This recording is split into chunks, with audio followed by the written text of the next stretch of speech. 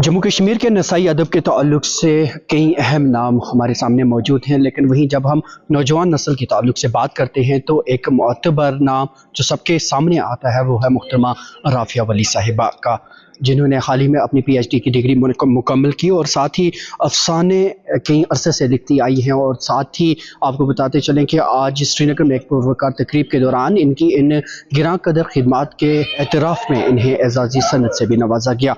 इस ताल्लुक से मज़ीद बात करेंगे। राफिया, सबसे पहले तो एजाज़ आपको हासिल हुआ, बहुत बहुत मुबारकबाद। शुक्रिया ज़ुबैर सर, आपका बहुत बहुत शुक्रिया कि आपने मेरे इस एजाज़ को सराहा। पहली चीज़ कि जो एजाज़ यहाँ दिया गया यकीनन एक अदीब के लिए ये बहुत ही कीमती असासा होता है कि उसकी ज़रा सी जो अपने लिए ज़हर कलम तो हम अपने लिए उठाते हैं और हम अपना जो हम पे गुजरती है वारदात या हम जो महसूसात जो हमारे तजुर्बात होते हैं हम उनको लेकर बात करते हैं। आपसे थोड़ा जानना चाहूँगा, अदब की जानिब आपका शुगुफ़ कब से हुआ, आगाज़ कैसे हुआ, ये जुम्बिश कहाँ से आई? क्या कहें, तो बिल्कुल आप ऐसा कह रहे हैं कि आपने ये मेरी वो चीज़ है, मेरी वो सिफत है या वो आप कह सकते हैं मखसूस रोज़ अल्लाह ने बख्शी है, ये बचपन से ही थी। बचपन में मेरी जो फूफी है वो अक्सर लिखा करती थी, वो कश्मीरी शेर लिखा करती थी लेकिन वो कोई और नाम से छपते थे। लेकिन इस तरफ बाकायदा आगाज़ मैंने जो देखा है वो मेरे वालिद साहब का एक रुझान था कि मैं एक अच्छी अदीबा बनूँ, एक अच्छी राइटर बनूँ। तो ये जिला घर से ही हाँ, ये जिला घर से मिली है।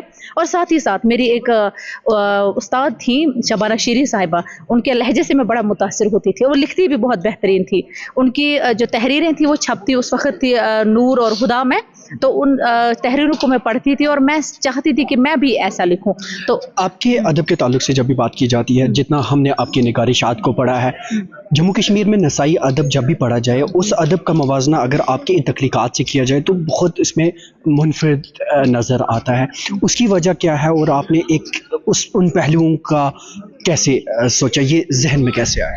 आप सही कह रहे हैं कि जब भी हम ख़वातीन के अदब की बात करते हैं तो एक मखसूस नज़रिया होता है कि इनकी कहानियाँ घरेलू माहौल से उठकर और कहीं नहीं जा सकती, कि इनके आसपास जो रिश्ते बिखरे होते हैं उन्हीं चीज़ों पर ये लोग बात करती हैं।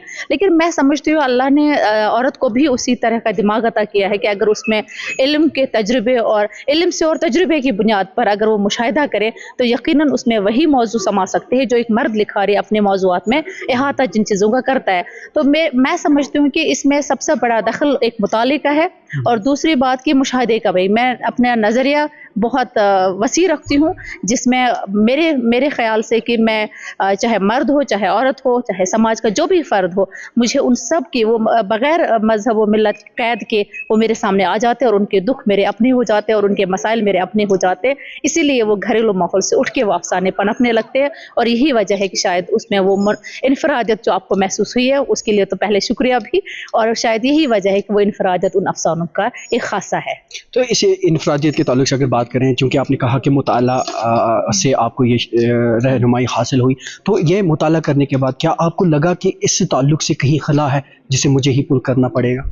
हाँ बिल्कुल, मैंने जब अपने यहाँ की आप खिते की मैं बात करूँ कि मैंने यहाँ की जो अदीबा है, ख़ासकर जो अफ़साना निगार है, उनके अफ़साने भी मैंने पढ़े और अक्सर हमें ये कहा जाता था कि, और फिर आप देखें पूरे हमारे बरसगीर में कई ख़वातीन अफ़साना निगार ऐसे भी हैं जिनके महदूद दुनिया के बावजूद उन्होंने अपने तजुर्बे के मुशाहिदे की बिना पर वो सब लिखा जो मर्द लिखारियों से बहुत आगे है। जैसे आप क़ुर्रतुल ऐन हैदर की बात करें, बिल्कुल, तो मेरा भी यही ख्याल था कि कभी कभी जो खला हमारे यहाँ है इसको तो कभी तो पूरा करना है।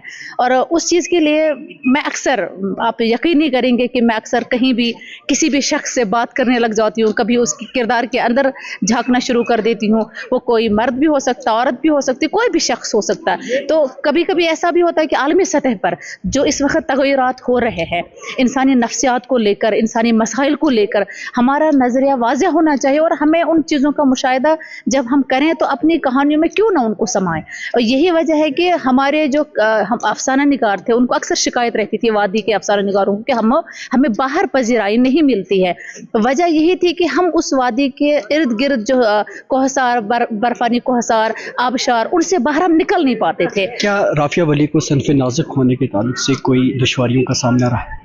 हाँ, कभी कभी हो जाता है, कभी कभी ऐसा कभी मैं आपको बताती हूँ कब होता है ज़ुबैर सर, कि जिस वक्त मैं किसी मर्द के साथ या किसी शख्स के साथ, चाहे वो औरत हो या मर्द हो, जब मैं उनसे बात करती हूँ किरदार के हवाले से, नफ्सियात के हवाले से, तो अक्सर को ये समझा जाता है कि ये बोल्ड औरत है, किसी भी मतलब खुल के बात करती है, तो कन्नी कतराते हैं कि किस तरह मतलब एक औरत इन मसाइल पे बात कर सकती है। तो वहाँ पर थोड़ा बहुत दिक्कत महसूस होती है कि अभी हमारा माशरा उतना वसी नहीं है कि, या उनकी जहनी सोच जो है वो इतनी वसी नहीं है कि वो ये समझ सके कि एक पढ़ी लिखी औरत किसी भी मामले में कभी भी बात कर सकती है और उस पर इजहार राय रख सकती है। अक्सर कहा जाता है कि कामयाब आदमी के पीछे एक औरत का हाथ होता है। हमने जब भी आपको अदबी मजालिस में देखा, आपके शोहर आपके साथ साथ रही, तो क्या यहाँ ये माना जाए कि आपकी कामयाबी के पीछे एक मर्द का हाथ? बिल्कुल, यकीनन आप ये कहें कि इस अफसाना निगार की जिसको आप बहज़त राफ़िया वली जानते हैं, इसके अंदर का जो जहां आबाद था उसको बाहर निकालने में वहाँ तो सिर्फ और सिर्फ मुश्ताक अहमद लोन साहब का हाथ है, जो मेरे शौहर नामदार है। क्योंकि जिस वक्त मैंने उनके साथ मैं निकाह में बंदी थी, उस वक्त मैं इतना तजुर्बा भी नहीं था ज़िंदगी का, और ख़ासकर इल्मी तजुर्बे की मैं बात करूँ तो वो तो बिल्कुल भी नहीं था।